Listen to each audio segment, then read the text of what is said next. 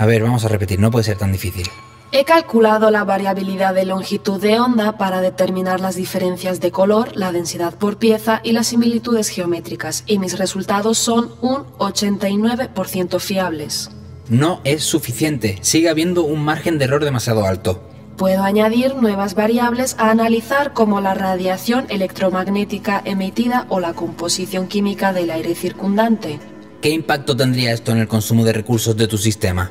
Necesitaría que me implementes nuevos sensores de detección de estas variables y, teniendo en cuenta mi capacidad actual de proceso, incrementaría en 10 minutos los cálculos necesarios para la operación solicitada. No es una opción entonces. ¿Podemos depurar los resultados de otra manera? ¿Podrías cargarme una base de datos mundial con la que poder cotejar? ¿Qué volumen necesitarías? Podría aumentar el ratio de acierto al 93% con un volumen de 500 petabytes de datos. Eso supone demasiados costes. Me temo que la única solución será meter un elemento humano en el proceso.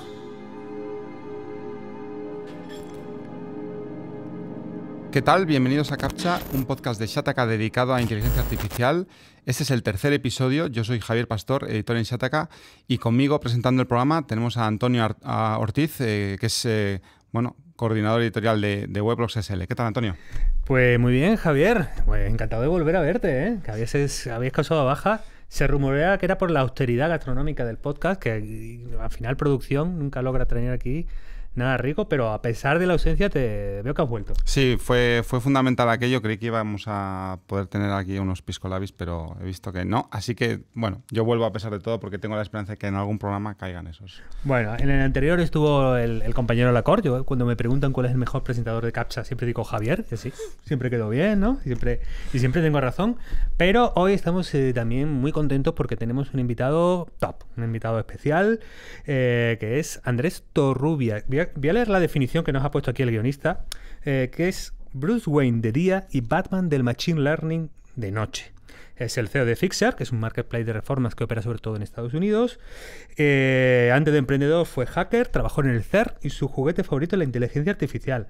Andrés, me he dado cuenta de que nuestro guionista, aquí te tengo que pedir disculpas, no tenemos a alguien demasiado profesional, estamos intentando que aprenda, a ver si poco a poco ha copiado la definición de tu participación en la TarugoConf, que me han dicho que además fue un éxito de público y de crítica, ¿no? Y sin darse cuenta de que nosotros tenemos una pieza especial dedicada a tu trabajo y a tu trayectoria que firmó Esther Paniagua en Shataka hace unos meses.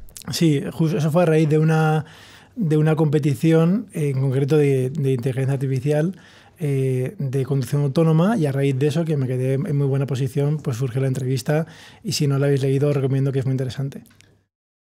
Bueno, pues además de Andrés, que es nuestro invitado especial, tenemos también a otro invitado especialísimo, John Tons, que es nuestro súper cultureta de cine, series, televisión, libros, todo lo relacionado con esa parte artística, y que está aquí para hablarnos de esa parte de inteligencia artificial que tenemos en cine y demás. Pues sí, algo descubriremos. Seguro que sí. Bueno, pues hoy, sabéis que por la cadencia en que a veces grabamos y no soltamos los capítulos hasta un tiempo pasado después, pero ya tenemos el primer feedback, ¿no? Ya tenemos comentarios, ya sabéis que estamos en iVoox, en iTunes, estamos en YouTube, también salimos ahí en vídeo, y repasando un poco los comentarios que nos habéis ido dejando, había uno del comentarista XXX, el guionista este de verdad, ¿eh? No sé. Bueno, se le da muy bien el copy-paste y nos ha puesto aquí el comentario, que es el podcast está muy bien, pero ojalá trajera a alguien que hace producto real. Los académicos, genial, pero necesitamos gente que sepa de hacer cosas. Fíjate que haya estado muy acertado el comentarista, porque se ha dado cuenta de que nosotros dos no sabemos hacer nada. Javier Lacorte probablemente sí, pero no sé. Pero para que luego digan que los comentaristas no tienen ni idea de nada. Sí, los medios que quieren quitar los comentarios no saben. Este realmente nos ha calado. Y bueno, hombre, yo diría también en parte que, hombre, alguna cosita sabemos, alguna cosita. Pasa que no puedes aquí ser muy prepotente, ¿no? Tienes invitados, hay que ser humilde. Sí, además hemos querido precisamente enfocar el episodio de hoy para enfocarla a cómo se hacen productos de inteligencia artificial, qué problemas pueden resolverse con él y bueno, ¿qué sabemos tú y yo de eso, Antonio?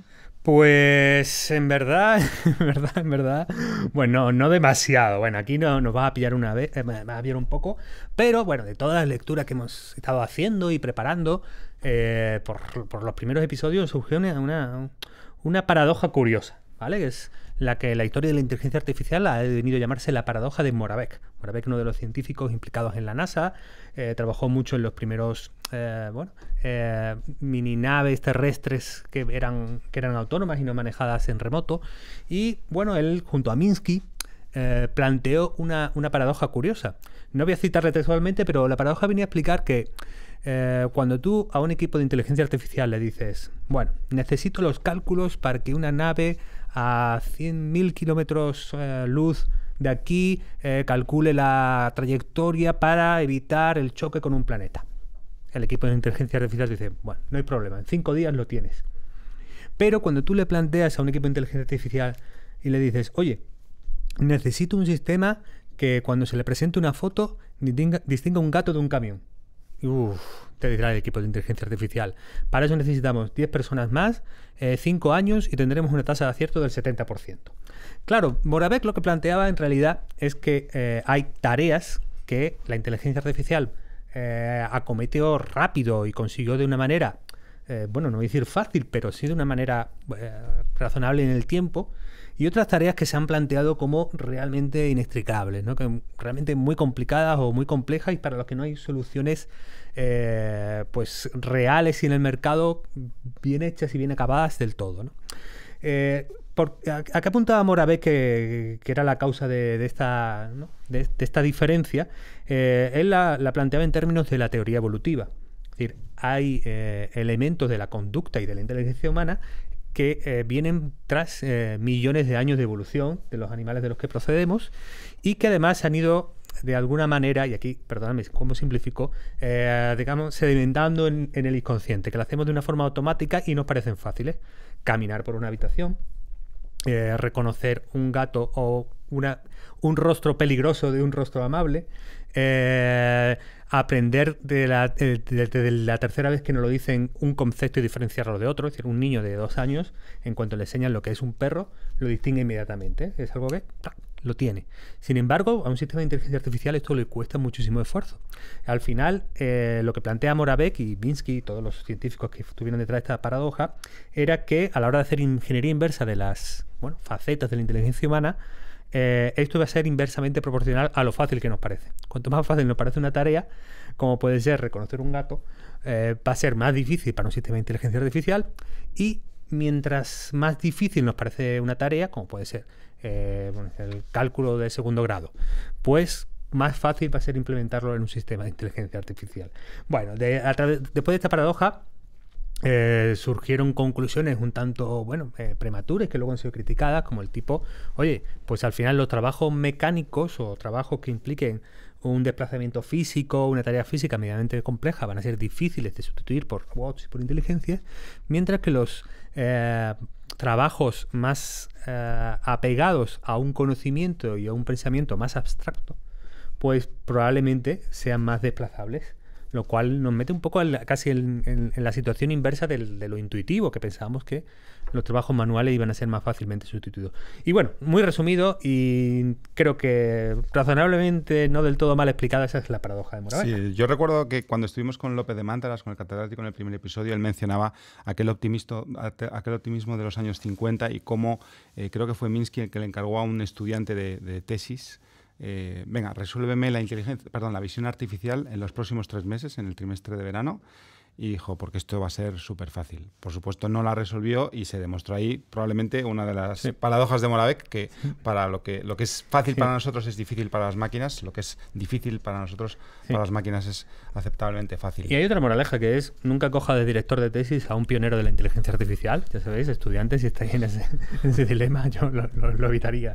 Y aquí es donde entramos con nuestro invitado, con Andrés, que quería, como tiene experiencia muchísima ya en trabajo real, en productos reales, productos finales para usuarios y empresas, no en teoría.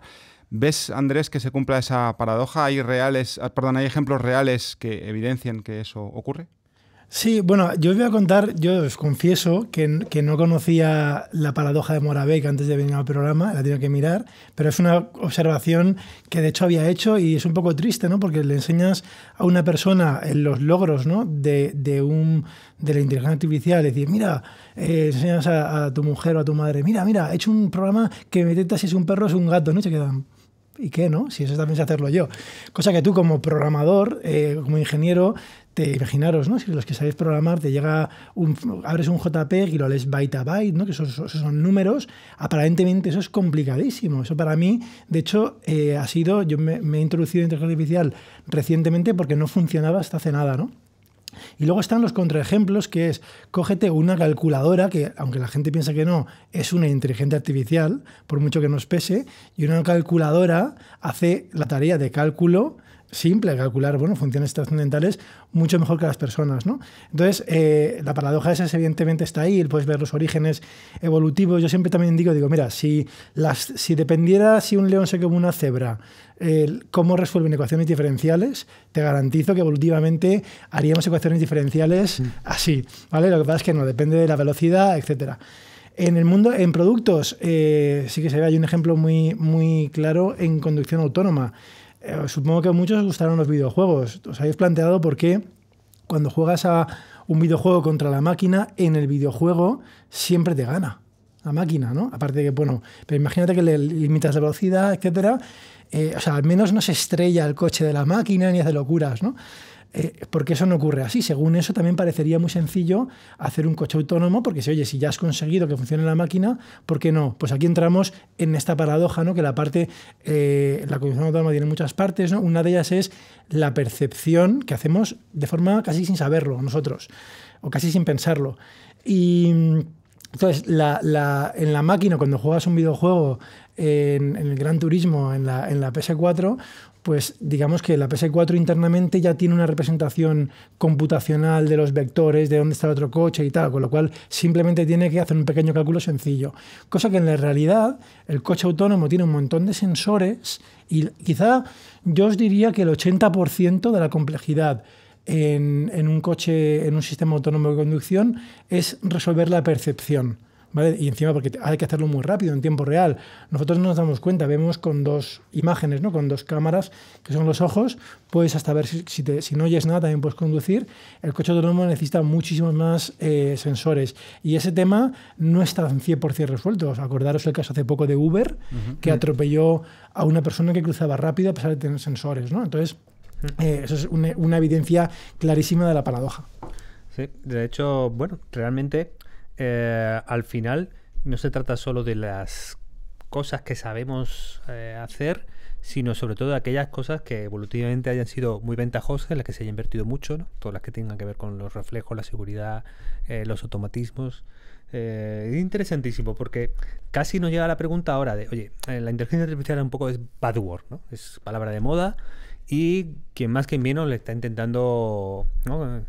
Estamos en la época del blockchain, que a lo mejor está cayendo un poquito, está subiendo la inteligencia artificial. Bueno, claro, el tema es cómo distinguimos o cómo se puede analizar bien en qué tipo de problemas merece la pena buscar soluciones que vengan desde el campo de la IA. ¿Cómo se puede hacer ese análisis? O si, por el contrario, tú entiendes que la disciplina es, digamos, de propósito general, aunque a veces las soluciones no lo sean, y por lo tanto, pues mira, la IA vale para todo. A ver, la IA es muy transversal. Sabéis que se acuña el nombre por Andrew Ng como la nueva electricidad, ¿no? Y de hecho, pero bueno, realmente el motivo por el que estamos aquí en este podcast hoy no es por la IA, porque hace 10 años la IA seguía llamándose igual. Hoy estamos aquí porque ha habido una revolución que se llama Deep Learning, aprendizaje profundo, ¿vale? Eso es por el motivo por el que estamos hoy. Si no, estaríamos como hace 10 años que nada de esto funcionaba. Entonces, ¿y por qué ha ocurrido esto hoy? ¿No? Por dos causas principales. Porque hay más datos que antes etiquetados, para que la IA tiene un montón de disciplinas. Dentro de la IA está lo que se llama el Machine Learning, que es el aprendizaje automático. Esto significa que en lugar de tú programar un sistema inteligente de manera explícita, imaginar si sabéis programar, pues una IA es un if-then, ¿no? Un montón de eso. Eso es una IA también. Pero bueno, en lugar de explicitar tú todos los casos, lo que le haces es le enseñas ejemplos y se supone que aprende los ejemplos. Luego veremos cómo. El Deep Learning, el aprendizaje profundo, es un subconjunto del Machine Learning inspirado en sistemas, se supone, cerebral, en neuronas, en capas de neuronas.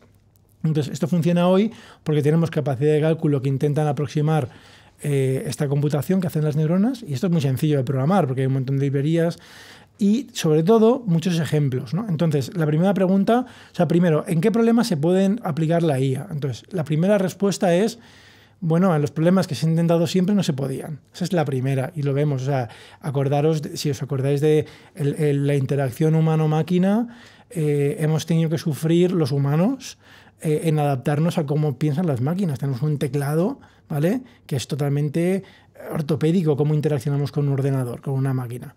Nos adaptamos nosotros a las máquinas. La promesa de poder hablarle al ordenador está en Star Trek, que hablan con el ordenador cuando no tiene teclado. Y se intentó hacer, acordaros un programa, el Dragon Dictation, ¿no? Sí. Y eso no funcionaba ni para atrás, ¿vale? ¿Por qué funciona hoy? Porque ya hay más datos y están estas redes. Entonces, lo primero es problemas que no se pueden hacer. Entonces, muchos son de percepción y de... sí, ese es un problema de percepción, traducción de ondas de audio a palabras, es un problema de percepción, problemas de visión artificial, son otros, esos son muchísimos ejemplos. Con eso se abren infinidad de aplicaciones en empresas. Eso es en Deep Learning. En Machine Learning, pero bueno, ya existía hace un montón de años, en un montón de empresas se pueden aplicar para tareas predictivas. Cualquiera que tenga un e-commerce, pues quiere saber la tasa, por ejemplo, si un cliente va a repetir, la probabilidad que tiene un cliente de repetir, y para a lo mejor ofrecerle un descuento. Si te entra un pago, quieres saber si el riesgo de fraude. Y hay muchos factores. Imaginaros, veis la IP, si la IP te viene de Nigeria a las 6 de la mañana, no sé, hay un montón de factores. Entonces, con eso pues puedes... En definitiva, lo fundamental es tener un problema que tenga una entrada con datos. Si tienes pocos, te funcionará lo más seguro mejor el Machine Learning convencional. Si tienes muchos más datos, el Deep Learning supervisado, que es lo que funciona hoy en el 99%. Evidentemente, os hablo a nivel práctico y de productos. En investigación están investigando muchas más cosas, ¿no? Y una salida que sea pues una predicción, o incluso hay salidas más complicadas que son hasta generación, me habéis preguntado por ejemplos, ¿no? Hasta generación de cosas, ¿no? O sea, generación de párrafos, generación de guiones de podcast. Ahí lo dejo. Hombre, yo creo que nuestro guionista... Yo creo que lo difícil de que una máquina sustituya a nuestro guionista es la acumulación de errores, imprecisiones y de cosas incompletas, que claro, eso es muy difícil de replicar. No te creas, puede imitar. De hecho, yo creo que ahí falla la inteligencia artificial, seguro, porque efectivamente, tanto como se equivoca nuestro guionista, es difícil replicarlo. Sí, absolutamente. Bueno, queríamos seguir con este tema porque tú, Andrés, has hablado mucho en entrevistas y en Twitter de la falta de gente cualificada en el campo de la inteligencia artificial. ¿Nos puedes contar un poco qué hiciste tú? Porque eres casi un recién llegado al campo. ¿Cómo te formaste? ¿Qué recomiendas a día de hoy como punto de partida? Sí, a ver, yo os voy a contar mi caso, ¿no? Pero primero quiero decir una cosa que es una observación un poco quizá políticamente incorrecta, ¿no? Yo considero... hoy en día todo lo que se habla de IA un poco como en mi época, y esto igual ha cambiado ahora, pero era como el sexo en la adolescencia, ¿no? Se habla mucho, ¿vale? Pocos lo practican y aún menos lo practican bien, ¿vale? Entonces, yo parte del motivo que estoy en este podcast es para inspirar, no al tema este que he hablado ahora, sino para la IA, ¿no? Para que más gente se introduzca en la IA. Y efectivamente, yo soy un recién llegado de la IA, como yo soy ingeniero de telecomunicación, y cuando yo estudié la carrera esto no funcionaba, ¿vale? Entonces, pero de repente un día, como todos vosotros, como usuario, veo que Facebook empieza a etiquetar caras de la gente, veo que puedes hablar a Siri y funciona bastante bien, con tasas de errores ya cercanas superiores de acierto superiores al 95. Entonces, ya como ingeniero me planteo, ostras, me voy a quedar súper obsoleto, no puede ser que no sé cómo funciona. Yo más o menos me cojo cualquier producto y aunque no lo puedo hacer, más o menos sé las piezas. Es como si a un ingeniero aeronáutico le enseñas un cohete, ¿vale? No te lo sabe hacer, pero sabe los fundamentos químicos, la física. Ahora coges a ese ingeniero aeronáutico y le dices que tiene un cohete que va al centro de la galaxia y vuelve, que es una tecnología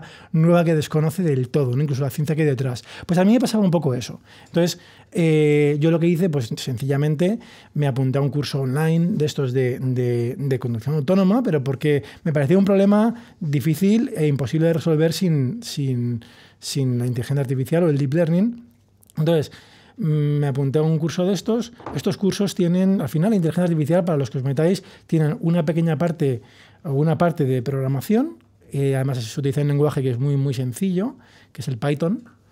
Y luego hay una pequeña parte de matemáticas que echa también, os digo la verdad, echa mucho para atrás para mucha gente, pero es muy sencillo. Es una matemática, yo casi me gusta decir que es matemática callejera. Lo que pasa es que los matemáticos tienen la maldita costumbre de ponerle a todo nombres difíciles parece que quieran que nadie se meta, ¿no? Un número complejo. Dice, no, tú no vas a entender, es un número complejo. Y todo es así, ¿no? Entonces, bueno, yo hice este curso. Y entonces pasa lo de siempre, ¿no? O sea, cuando tú, ese es lo que llaman el momento cuñado, ¿no? Que sabes un poco de algo y te crees que sabes mucho. Entonces yo hice el primer trimestre del curso y ya pensaba que sabía un montón. Entonces apareció una competición de Didi, que es el Uber chino, que era precisamente una competición para conducción autónoma que giraba en torno a la percepción de un vehículo autónomo. Entonces, bueno, me apunté, yo pensaba que que ya sabía hacerlo. Cuando vi el problema, me pasaron dos cosas. Por una parte, claro, era muchísimo más difícil de lo que pensaba, pero por otra parte me enganché al problema. Entonces, se me ocurrió una manera diferente, que era la única posibilidad que tenía, era de plantear algo diferente. Planteé un tema diferente. Y entre 2.000 equipos y 4.000 participantes, donde había gente de Apple, bueno, de todas las empresas de Silicon Valley, empresas de conducción alemana, me quedé el cuarto a nivel mundial. Entonces, bueno, muy contento, y a raíz de ahí, entonces pues he seguido metiéndome en competiciones y lo que os digo, es un tema que no es difícil, hay que quitarle mucho... Sí, Andrés, y eso encima que Andrés es ingeniero teleco. Si fueras informático, ya sería la leche, ¿eh? Pero limonera. Sí. Yo quería preguntarte precisamente en ese sentido. No ha entrado el trapo, ¿eh? No ha entrado el trapo. Ahí. Es que aquí puede empezar a... Bueno, vamos a ponernos de acuerdo. Mientras sigamos siendo superiores a los ingenieros industriales, que son los que realmente, evidentemente están por detrás, no va a haber ningún problema. Javier.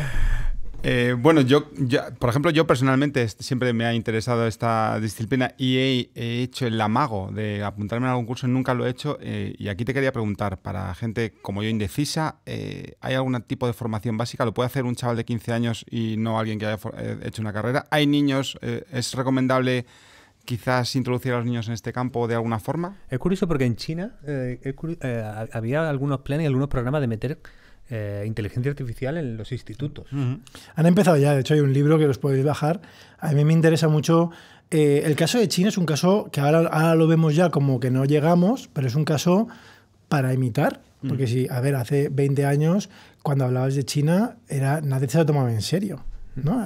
Productos chinos de mala calidad, ¿vale? Y hoy en día es como, bueno, ya la duda es si son primeros o segundos en inteligencia artificial, que son los que van a hacer los sistemas. Entonces, la pregunta, ¿no?, de cómo introducir... A ver, tiene lo que os he comentado, la respuesta es claro que se puede y se debería hacer, ¿vale? Pero la clave es no cometer, en mi opinión, el error que se comete, por ejemplo, con la parte de matemáticas, que es lo que echa para atrás a la gente son las matemáticas. El resumen de la programación es muy sencilla.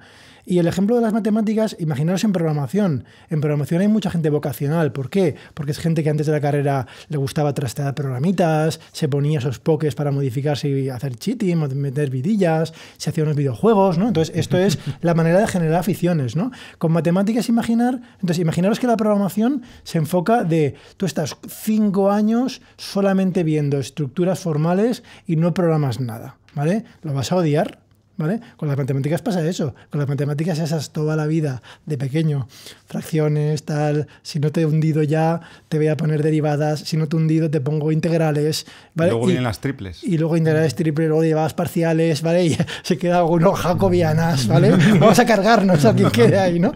Y nunca has visto la aplicación, que es lo bonito, ¿no? Entonces, ahí hay un problema, en mi opinión, yo no soy experto en pedagogía, pero hay un problema que es que echa para atrás, y encima las matemáticas, a diferencia de otras disciplinas, si no tienes muy sólidos los fundamentos del piso de abajo, tú no puedes subir al piso de arriba, porque te caes. Cosa que a lo mejor en historia puedes estudiar el siglo XX sin saber la prehistoria, ¿vale?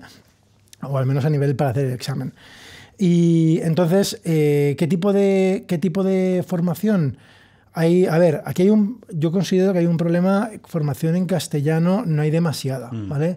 Yo la que he hecho ha sido en inglés.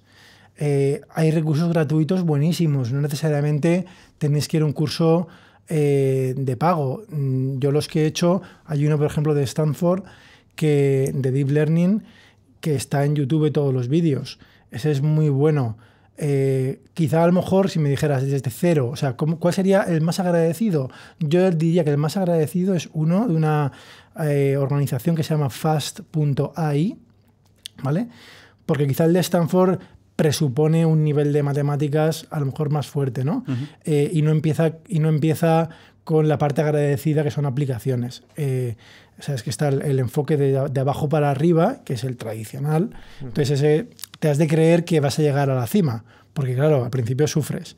Pero el enfoque de Fast ahí es de arriba para abajo. Primero te enseñan lo que vas a conseguir, lo haces aunque no lo entiendas bien, ¿vale? Y luego ya vas descendiendo. Muy bien. Bueno, pues John, yo estaba escuchando a Andrés y digo, bueno, yo creo que la clave de popularizar esto es que ahora mismo, por el momento que estamos, que Gal Gadot salga un día y diga, mira, me he programado un asistente de voz y de repente es lo más cool del planeta, ¿eh? Sí. Suele funcionar a veces así esto, ¿no? Como con un gancho. Sí, y me acuerdo que la Portman también estaba como muy posicionada en científica y había hecho papers y cosas de estas. Sí, exactamente. Ella tiene formación ahora mismo, no sé exactamente qué, pero sí que tiene una formación bastante fuerte. O sea que quizá ese es el gancho, superestrellas de... Pues sí, influencers. Y bueno, enganchando un poco también con lo que explicaba Andrés de la explosión de avance de inteligencia artificial en China, os recordamos, este podcast está patrocinado por Huawei, que es una empresa de móviles, de redes, o por lo menos era solo eso hasta hace poco, ahora es también una empresa de inteligencia artificial, y tenemos pues la colaboración de Fabio Arena, que es Marketing Manager en Huawei España, y bueno, y ha conversado con Javier alrededor de uno de los aspectos en que ellos están trabajando de todo este tema de casos prácticos de la IA. Vamos a hablar con él un poquito.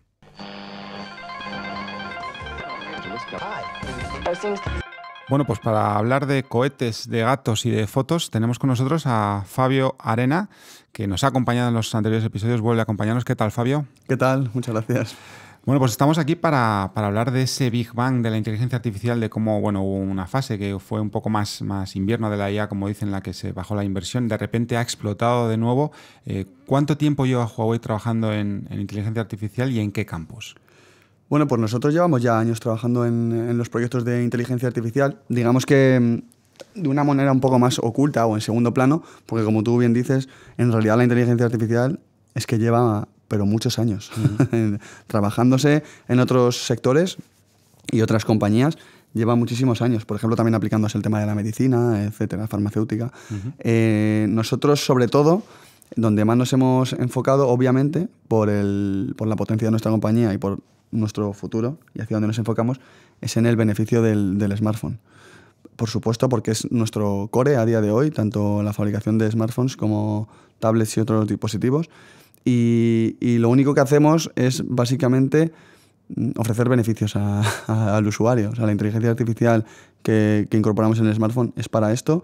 Y ahora os contaré algunas novedades muy, muy interesantes de nuestros últimos smartphones que quizás la gente no es consciente que tiene. Precisamente te quería preguntar por eso, en el smartphone, que es donde más estáis apostando por la inteligencia artificial, ¿en qué partes se está presente la inteligencia artificial, incluso aquellas que son un poco a priori desconocidas? Bueno, claro, al final, cuando nosotros hablamos de que apostamos por el smartphone, porque es nuestro principal objetivo, es que el smartphone es, a día de hoy, lo más importante que envuelve a una persona. O sea, con esto quiero decir que si yo conozco a una persona o veo a una persona por la calle, esa persona tiene un smartphone. O sea, es imposible pensar que una persona por la calle o una persona que tú conozcas no tiene un smartphone, porque es que el smartphone forma parte de tu vida. Ya no es un accesorio con el que llamas por teléfono. De hecho, lo que menos haces es llamar por teléfono. Entonces, nosotros ahora lo que estamos haciendo es buscar o darle toda la vuelta al beneficio de las funcionalidades que quizás el usuario son las que más está utilizando. ¿Qué es lo que el usuario más está utilizando o lo que más le preocupa? La fotografía. Día a día se suben miles de fotos y todo lo que nosotros expresamos en el día a día es una foto. Y parece que si no hay una foto, de ese momento es que no ha existido. Esa es la realidad. Entonces nosotros lo enfocamos todo al beneficio de la fotografía. Cómo hacer que disparar una foto sea un resultado profesional sin que tengas a lo mejor ni idea de cómo utilizar una cámara o un smartphone. Pero por otro lado también está en segundo plano lo que he comentado en ocasiones anteriores o en otros episodios, que es el Machine Learning. El Machine Learning lo que hace es aprender de tus patrones y el dispositivo se mantiene ágil o responde más rápido con el paso del tiempo.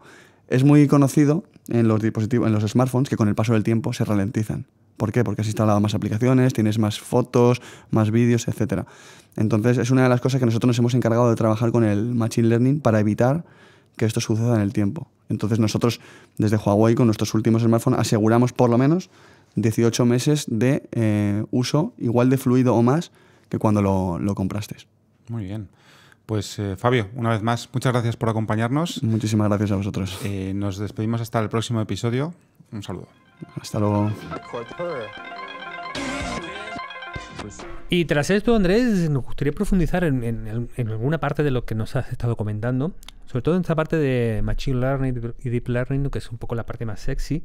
Y es que casi tengo 3 o 4 o 5 preguntas sobre el tema. Una es la diferenciación entre los dos, ¿no? Como Deep Learning es un subconjunto y qué matices hay entre ellos. Y sobre el proceso de aprendizaje. Es decir, cómo a estas redes neuronales que se basan en aprender de los aciertos y fallos con muchos datos, cómo se puede hacer, porque de alguna manera, cuando tú apuntas, oye, esto necesita cantidades masivas de datos para afinarlo y aumentar esa tasa de porcentaje de acierto, también se nos antoja que parece, oye, esto está al alcance de eso, de Tesla, Google, Uber, Facebook, ¿no? Gente que tiene esa capacidad de digitalizar el mundo. A ver, la primera pregunta, la diferencia entre el Machine Learning, el aprendizaje automático, y el Deep Learning, el aprendizaje profundo. El Deep Learning, en realidad, el aprendizaje profundo es un subconjunto, formalmente hablando, del Machine Learning. En la práctica, entonces, el aprendizaje profundo, en la práctica, son redes neuronales artificiales, ¿vale? Que intentan imitar de una manera un poco burda, pero imitar las biológicas, y se dicen que son profundas, deep, ¿vale? Técnicamente hablando es que tienes pues una capa, lo que se llama una capa oculta en medio, ¿vale? Cuando eso es en plan formal la definición.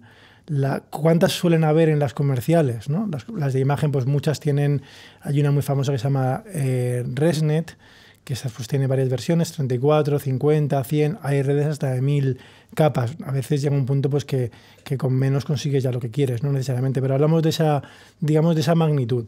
Eso es el Deep Learning. El Machine Learning, en la práctica, hay muchísimos tipos de algoritmos. Conceptualmente es lo que se digo, un sistema aprende una tarea en base a ejemplos. En la práctica, cuando la gente los diferencia, los algoritmos digamos tradicionales de Machine Learning, algoritmos de Random Forest, o algoritmos de clasificación, algoritmos de regresión logística, todos los algoritmos más convencionales, en la práctica suelen funcionar mejor cuando hay pocos datos. O sea, en la práctica si tienes un problema, que tienes pocos datos, que son pocos, ¿no? La siguiente pregunta, pues yo me mojo, ¿vale? Menos de 1000 datos, ¿vale? Depende mucho, imaginaros un Excel, pues, pero que son datos, ¿no? Son filas, hablamos de filas, son los datos. Y luego también depende mucho del número de columnas que tenga el Excel. Pero bueno, así, en plan un poco salvaje, menos de 1000, ya Deep Learning va a ser, quizá no es imposible, pero es más difícil. Y entonces, eso es para el Machine Learning. El Deep Learning necesita, en principio, muchos más, ¿vale? Porque estamos utilizando, sobre todo en el supervisado, estamos utilizando los mismos algoritmos para que la red aprenda, entre comillas. Ojo que esto de aprender es un término que estamos antropomorfizando a la red, que tú dices, hostia, ha aprendido, ¿no? O luego la red ha razonado algo. No. Vamos a ver, esto, si tú bajas un poquito de nivel, al final es un conjunto de ecuaciones como las de eso, ¿vale? Lo que pasa es que en vez de hacer 2 ecuaciones y X incógnitas, ahí hay 2 millones de ecuaciones con 2 millones de incógnitas. Tú no lo vas a hacer a mano, y aprender significa que el error de resolver el sistema de ecuaciones cada vez ha de ser más pequeño. Eso es aprender, ¿vale? Es una manera muy rápida de llamar a aprender. Entonces, la segunda pregunta, ¿cuál era? Bueno, sí, digamos, al necesitar esta gran cantidad de datos, digamos, se crea una barrera de entrada de forma que Google y Facebook, Microsoft, es decir, los grandes tótems de las grandes corporaciones tecnológicas del mundo son los únicos que, bueno, y sus homónimos chinos, ¿no? De su Tencent, etcétera, son los únicos capaces de disponer de todo eso y por lo tanto en inteligencia artificial ni los pequeños, ni las startups, ni el avance de la academia va a poder competir con estos gigantes. Pues yo te voy a decir varias cosas, ¿no? Una, y es un fenómeno curioso que no sé si se ha estudiado mucho, que es muchos de los avances recientes en la inteligencia artificial han sido cuando hemos impuesto restricciones que estos gigantes no tienen, ¿vale? Que es, vamos a intentar acelerar el entrenamiento de una red o hacerla más robusta. A lo mejor Google lo que hace es, pues mete 10.000 máquinas más, pero unos investigadores con recursos más modestos se inventan una técnica que se llama, pongo un ejemplo de una dropout, ¿vale? Que es una técnica súper sencilla, que es que tienes, imaginaros, tienes neuronas y tú al azar te cargas la mitad, en plan salvaje, ¿vale? Y entonces, o sea, como que intentas, es como que tú estás estudiando algo y te están dando golpes todo el tiempo, ¿no? Te cuesta más aprender, ¿vale? Pero cuando aprendas y ya te quitan los golpes, sabes mucho más, ¿vale? Volvemos a hacer la aclaración de que no eres un pedagogo, no vale. Tienes alumnos a tu disposición ahora mismo, ¿no? Bueno. Pero bueno, este es un ejemplo, ¿no? Otro ejemplo es antiguamente lo que llaman en la red neuronal, modelan una cosa que se llama la función de activación, ¿no? Y ponen ahí los matemáticos la función sigmoide, ¿no? Que es una función, o la tangente hiperbólica. Y dices, ostras, que pinta una tangente hiperbólica hay una red neuronal, ¿no? Y dices, que tiene que ver la trigonometría y tal. En realidad nada, es una función que va de -1 a 1. Ya está. Entonces, una de las grandes innovaciones de los últimos años es cambiar esa función, que encima suena un poco mal, ¿no? Tangente hiperbólica, casi parece un insulto. Por una función muy sencilla que es todo ceros y luego ya una recta. O sea, y son innovaciones, fijaros, son innovaciones que vienen motivadas por imponer unos condicionamientos que estos gigantes no tienen, ¿no? Eso por una parte, a nivel, digamos, de cómputo. Ocurre que, por ejemplo, cuando hay una innovación, bueno, pues pongo el ejemplo de cuando IBM sacó el Deep Blue, es el Big Blue, ¿no? Sí, Deep Blue para jugar al ajedrez. Deep Blue al ajedrez, ¿no? O sea, esto antes estaba en manos a nivel de capacidad de cómputo que solamente puede hacer IBM, y hoy en día el programita que ya usa en el móvil y juega al ajedrez posiblemente gane al Deep Blue de la época. Y esto se ha visto en inteligencia artificial por dos avances, por el avance uno de capacidad de cálculo y por avances algorítmicos.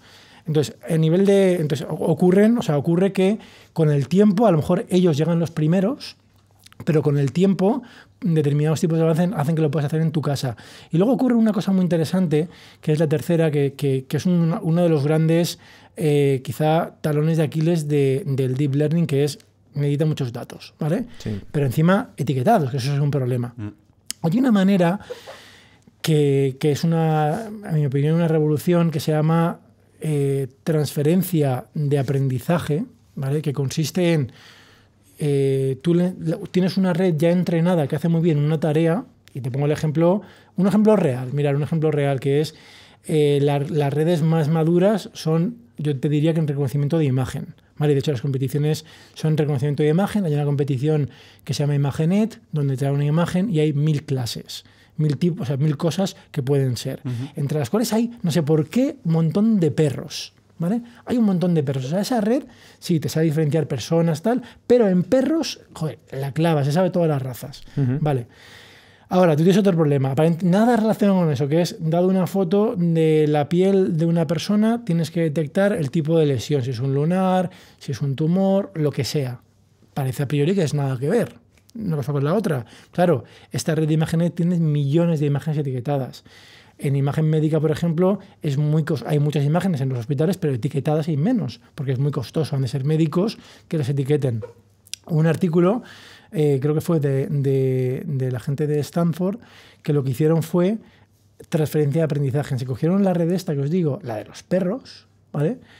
y las redes exhiben una característica que generan, digamos, un aprendizaje jerárquico, ¿vale? Y eso está inspirado, se cree, en cómo se organiza la información en el cerebro, donde las primeras capas de la red ven como cosas de poca, digamos, información semántica o en imagen, o sea, distinguen colores, rayitas. Capas más intermedias a lo mejor ya formas más complicadas, circulitos, demás, y ya las últimas es como, oye, 2 círculos, nariz, no sé qué, cara, eso es una cara de una persona. Entonces, esta transferencia de aprendizaje consiste en coger una red que has entrenado con un montón de datos, digamos que congelas las partes primeras de la red y como que reentrenas la final. Y en este caso tuvieron un éxito increíble de coger esta red que era muy buena en clasificar un montón de cosas, pero especialmente en perros y gatos, y la reentrenaron con muchísimos menos datos para detectar lesiones en piel. Y como ejemplo de ese tipo de técnicas para minimizar los datos hay, y la investigación está ahí. Sí, de hecho, escuchándote, Andrés, me estaba dando cuenta de que... Hombre, me he dado cuenta de 2 cosas. Uno, de tangente hiperbólica. Me parece un pedazo de nombre para el bar que montemos cuando la inteligencia artificial nos sustituya, ¿eh? ¿A dónde vamos?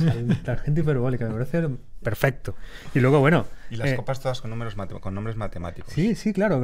3, 14, 16, tal, ¿no? Bueno, no, los que el otro día hay un meme muy gracioso de salían como bailes matemáticos, ¿no? Y entonces era igual a X, y sale así, como una raya, ¿no? Igual a 1 partido por X. Y sale así.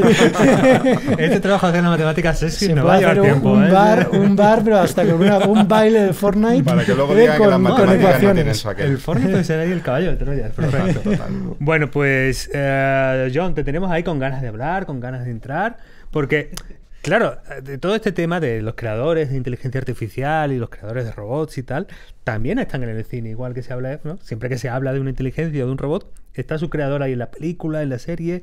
¿Cómo son estos científicos locos? ¿Cómo son los Andrés Torrubio de la ficción? Bueno, como ya hemos hablado en otras ocasiones, a veces hay como mucho para subrayar el tema de los creadores de inteligencias artificiales, pues se potencia como el drama. Entonces pues se hace pues o que estén locos o que el experimento salga mal o lo que sea, pero es porque resulta muy atractiva la idea de la creación que se revela contra su creador.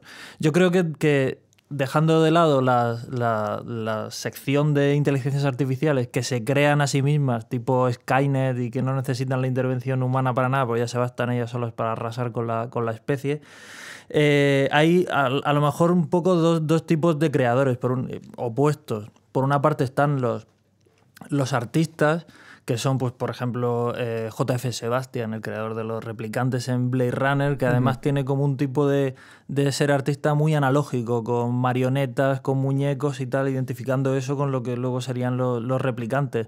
O un caso más reciente es el de Nathan, interpretado por Oscar Isaac en Ex Machina, una película reciente sobre inteligencias artificiales, muy buena, y donde eres el típico creador, pues un genio excéntrico y demás. Y también hay una película española reciente, Eva, de Quique Mayo, que también es este tipo de creador artista. Y luego están las corporaciones que crean inteligencias artificiales para sus propios intereses, y de estas también hay unas cuantas. Está, pues, por ejemplo, la corporación que crea Robocop para sustituir a los policías. Está Westworld con sus intereses, que además en la serie de televisión reciente de HBO se potencian mucho pues los intereses de esta corporación, que en realidad es recopilar datos a través de las inteligencias artificiales. O, por ejemplo, los aliens, los androides que salen en la saga Alien, que están al servicio de la corporación, y también su misión es llevar a los corderillos humanos al matadero. Es decir, que hay tantos creadores y tantos tipos de creadores, como creo yo, desde que existen las inteligencias artificiales en el cine. Cuando se hizo Metrópolis, que es una de las primeras, ya estaba ahí al lado el creador, el científico loco. O sea que es un tema pues inabarcable. De hecho, en el corrillo que teníamos antes de preparar el podcast, ha salido no sé si he entendido bien, es decir, ha salido la idea de que, claro, el cine español aquí no está apostando fuerte, ¿no? Y que se podría reciclar el personaje de José Luis Moreno en Torrente como arquetipo del ingeniero español dedicado a la inteligencia artificial y tal. ¿Tú cómo lo ves, Andrés? ¿Con quién te identificas más? ¿Solís Moreno? ¿Algún otro personaje? Joder, una pregunta complicada, ¿eh? A ver, no soy ventrílogo, ¿vale? Pero, ¿vale? Esto ya empieza mal, ¿vale? Pero hay una técnica que se llama Style Transfer, transferencia de estilo, ¿vale? Que se utiliza mucho para imagen, que habréis visto, ¿no? Que tú le pasas una foto de un cuadro y entonces le pasas ejemplos de muchos cuadros, por ejemplo, de renacentistas, por ejemplo, impresionistas. Entonces como que te convierte de un estilo a otro, ¿no? Entonces me pones José Luis Moreno y si yo estuviera en esa tesitura, ¿vale? Lo que haría es intentaría hacer una transferencia de estilo y convertirme en Macario.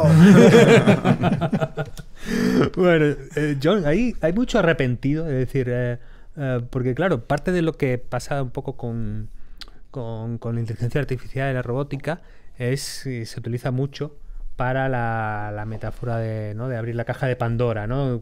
Casi recuperando el arquetipo, se ha abierto algo para lo que el hombre no se merecía, es cuando el hombre se pone en el papel de Dios y por lo tanto debe ser castigado, y que casi nos lleva a temas bíblicos, ¿no? Claro. Hay mucho arrepentido en el tema de estos creadores. Sí, siempre. Bueno, a veces se arrepienten y a veces no les da tiempo de arrepentirse porque su propia creación los ajusticia, pero sí, toda la idea hasta la llegada de la ciencia ficción más centrada en la tecnología a partir de los años 50 y los años 60, la idea del científico loco como alguien que se atreve a hacer cosas que no está destinado a hacer, y el caso más claro es el de Frankenstein, que no es un caso especialmente tecnológico, pero bueno, siempre se tiene como ejemplo clásico de la creación de inteligencias artificiales, más que por la creación de ese ser que no es exactamente un robot, pero bueno, se aproxima, sobre todo por el icono de eso que estás diciendo, del creador de algo que no debería. Y de hecho me acuerdo de una película que te gusta a ti, Javier, que es Juego de Guerra. Juego de Guerra, efectivamente, un peliculón en el que efectivamente el creador se retiraba, se iba al exilio tras crear aquella computadora que aprendía a resolver el problema de la guerra nuclear, se supone. Se supone. Profesor Falken. Hay que volver a verla, De hecho, la Tarugo Conference, la conferencia que participó Andrés, que organiza David Bonilla, la ponía en la película, y me acordaba mucho de Javi porque sé que te gusta mucho, porque precisamente estaba este caso del creador un poco arrepentido de la inteligencia artificial y cómo, digamos, luego, pues, es que no sé si contarlo porque hay un poco de spoiler, ¿no? Yo creo que la gente lo verá, ¿no? Un poco. Bueno, dejamos con que es una película recomendable, ¿no, Javier? Sí, señor. Vale. Andrés, no queríamos desaprovechar este tiempo contigo para hablar un poquito de dos cositas más. Uno, ya hemos tratado en CAPTCHA el tema de la ética y la inteligencia artificial. ¿Hay formas en ese ámbito de evitar que una inteligencia artificial no tenga sesgos? ¿Nuestra inteligencia artificial es tan mala como nosotros a la hora de juzgar? Bueno, la inteligencia artificial, para empezar, no juzga, como digo yo, computa, ¿vale? Calcula, ¿vale? Es una diferencia que no es trivial. Me hace gracia lo del sesgo, ¿vale? Que la palabra en castellano, a mí sesgo me suena mal, ¿no? O sea, estás sesgado. Ya no sé, a lo mejor dices, ostras, es malo seguro, ¿no? Estar sesgado. En inglés es bias, ¿no? Y digo esto porque a poco que os metáis en cualquier librería de inteligencia artificial, las neuronas utilizan, hay una variable, que es lo que subes o bajas toda la activación, que se llama bias, ¿no? Entonces me preguntas eso y yo siempre estoy hablando con el programa que pone use bias, ¿no? O sea, utiliza sesgo, y yo siempre pongo que sí, ¿vale? Porque funciona mejor con el bias, ¿no? Con el sesgo, porque claro, no es el sesgo del que hablamos, ¿no? Entonces, el sesgo del que hablamos es estadística, ¿vale? Entonces, aquí el tema es esta red, las redes. Voy a poner un caso muy sencillo, además, que está, digamos, desvinculado de cualquier tipo de juicio, ¿no? Que es un tema de libro de sesgo. Tú haces un sistema para predecir fraude, ¿vale? Y lo vas a entrenar. Y vas a medir el sistema para que te mida la precisión, ¿vale? Las veces que acierta, ¿vale? Si acierta o no acierta cuando le entra una transacción nueva, ¿no? ¿Es fraudulenta o no? Entonces, ¿qué pasa? Que cuando uno lo entrena, imaginaros que el ratio habitual es el 1% solamente de fraude. Entonces tú lo entrenas con transacciones que son buenas y le dices es buena, es buena, es buena, la de fraude es mala, ¿vale? Entonces, ¿qué ocurre? Que el sistema se queda tan ancho, predice que nunca hay fraude y tiene un 99% de acierto, ¿vale? Solamente ha fallado la que había fraude, que es la que te interesaba, ¿no? Entonces, es un tema puramente estadístico. Claro, esos temas se pueden resolver de muchas maneras, ¿no? Hay ejemplos que han sido muy sonados hace poco o hace unos años cuando Google sacó de los primeros sistemas donde te reconocía, te etiquetaba en las fotos cosas, pues salieron a unas personas de raza negra que se hicieron un selfie y entonces los etiquetó como gorilas, ¿vale? ¿Por qué? ¿Vale? No es que el sistema fuera racista ni se estuviera riendo de ellos, es que el sistema lo habían entrenado con muy pocos casos de personas de raza negra y más casos a lo mejor de gorilas, ¿vale? El sistema a nivel estadístico, puramente estadístico, ve el color negro y tal, y a lo mejor veía que se parecía más o había más probabilidad de acierto hacia ese lado, ¿no? Entonces esto es un problema abierto y es a veces muy difícil de detectar. Entonces la manera de detectarlo es teniendo mucho cuidado y además buscándolo. Esto es un problema que sigue abierto ahora mismo. Imaginaros, el propio Google, que tiene posiblemente mayor cantidad de datos del mundo que nadie, tiene abierto una competición en la web de competiciones más popular, que por cierto compré Google, que se llama Kaggle, que se llama de clasificación inclusiva de imágenes, ¿no? Y es que los sistemas de Deep Learning tradicionales se les ha entrenado con imágenes, pero sobre todo con imágenes que se han hecho en Europa y en Norteamérica, y ahí hay un sesgo ya, ¿vale? Entonces han cogido imágenes de muchos sitios menos representados para entrenar sistemas. Hay más maneras, por ejemplo, hay otros, y esto es más quizá investigación, pero cuando tienes pocos datos que pueden estar sesgados de un tipo, por ejemplo, tienes imágenes que parecen muy poco, ¿vale? Por lo que sea, que realmente parecen poco y no es factible a nivel comercial, a nivel práctico que parezcan más. Pues coger datos que tienes, como por ejemplo, imaginaros la Wikipedia, donde está una descripción. Tú imagínate que en la Wikipedia, imaginémonos que existiera una especie animal que fuera el oso rayado, ¿vale? Y es un oso que tiene rayas, ¿vale? De las cuales, como es un animal pues muy esquivo, solo se han hecho 3 fotos en el mundo, ¿vale? Del oso rayado. Pero en la Wikipedia habla y lo describe el oso rayado muy bien. Entonces, este es un caso donde tienes muy pocos ejemplos para entrenar, pero tienes una información complementaria. Pues aquí hay maneras, aquí eso está dando investigación, pero hay maneras de combinar estas dos informaciones y es un poco, conceptualmente es muy fuerte, ¿eh? O sea, es que la red va a aprender y va a juntar información textual, que nos parece texto, pero a nivel interno de la red lo va a convertir en unos vectores semánticos y va a poder utilizar la información semántica para identificar un objeto, hasta el punto que esto se utiliza para un tema en investigación abierto que es aprendizaje sin ejemplos. O sea, hasta el punto que conceptualmente puedes entrenar una red que ha visto imágenes y le has pasado definiciones de cosas, le pasas, nunca ha visto, imaginaros, la definición del oso rayado, nunca ha visto una imagen de eso, pero ha visto la definición. Pues como una persona diría, oye, sé que no es ningún oso de los que he visto, en la Wikipedia leí que existe el concepto de oso rayado, en esta foto sé lo que son las rayas porque lo extrapolo de otras cosas, luego esto es un oso rayado.